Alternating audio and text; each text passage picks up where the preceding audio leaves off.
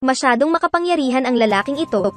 Isang bakal na plato upang maglagay ng espasyo sa gitna ng daloy ng tubig. Alisin ang tubig, pagkatapos ay gumamit ng mga kahoy na tabla at mga bakal na bar bilang base ng semento. Nagbuhos siya ng isang halaga ng maple cement sa base at naglagay ng 4 square wooden panels. Ipagpatuloy ang pagbuhos ng semento hanggang mapuno ang amag. Hintayang tumigas ang semento, tanggalin ang 4 na kahoy na bar sa gitna, at tanggalin ang nakapaligid na bakod. Kaya, ang konkretong block ay magkakaroon ng 4 na butas.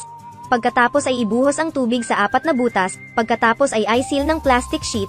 Pagkatapos ay gumamit ng bakal at semento upang makagawa ng ilang matataas na haligi. Ito ang simula ng isang mega project. Gumamit siya ng mga tabla upang takpan ang bawat haligi, pagkatapos ay nagbuhos ng semento. Hintayang matuyo ang semento, pagkatapos ay alisin ang mga tabla na gawa sa kahoy. Pagkatapos ay gumamit siya ng mga tubo ng tubig upang ayusin ang taas ng mga haligi. Kung hulaan mo kung ano ang